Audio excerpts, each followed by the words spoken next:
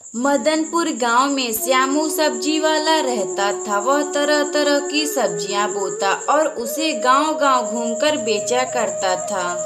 उसकी एक पत्नी थी जिसका नाम राधा था। एक छोटा सा बेटा जो अभी 5वीं क्लास में पढ़ता था। श्यामू अगली सुबह अपना सब्जी का ठेला लेकर पूरे गांव में चिल्ला चिल्ला कर सब्जी बेचना शुरू कर दिया। सब्जी ले लो, सब्जी ताजे ताजे सब्जी ले लो। श्यामू के खेतों की सब्जियां पूरे गांव में पसंद थी। वह सभी लोग श्यामू के ठेले पर से ही सब्जी खरीदना पसंद करते थे। एक दिन एक लक्ष्मण नाम का आदमी श्यामू की ठेले पर सब्जी खरीदने आता है। श्यामू, अरे ओ श्यामू, आलू कितने के भाव दे रहे हो? अरे साहब, यह आलू अभी बहुत ही सस्ते हैं, 20 रुपए किलो है। बोलिए आपको कितना दे दूं? अच्छा ठीक है श्यामू, तू मुझे 5 किलो आलू तौल दो। फिर श्यामू लक्ष्मण को 5 किलो आलू तौल कर दे देता है। लक्ष्मण पैसे देकर चला जाता है। श्यामू उस गांव का सबसे अच्छा सब्जी बेचने वाला था। वह हमेशा सब्जियों को उचित मूल्य पर ही बेचा करता था।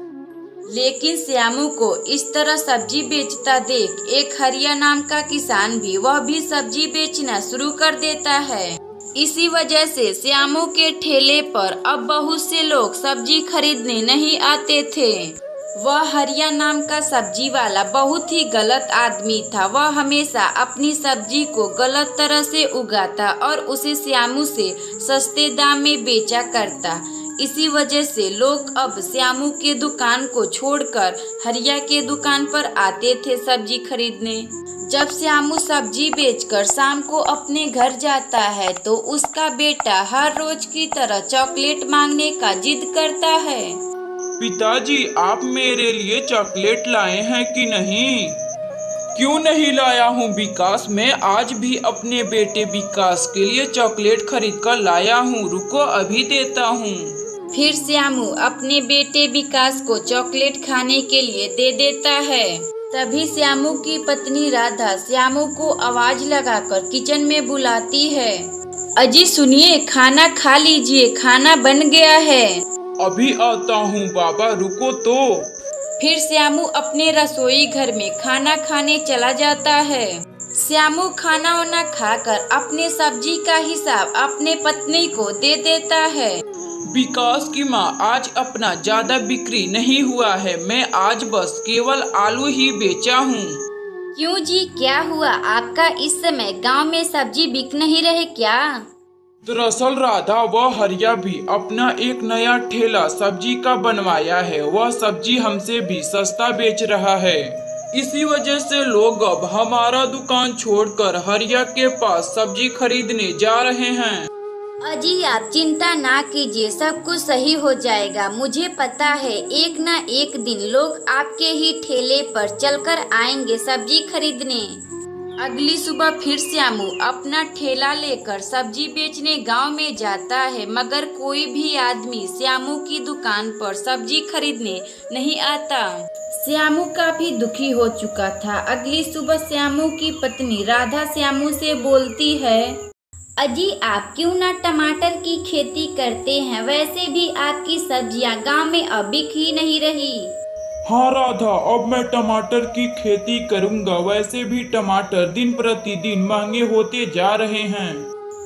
श्यामू फिर अगली सुबह खेतों की ओर टमाटर की खेती करने जाने लगता है। वह अपने खेत में जाकर टमाटर का पौधा लगा देता है।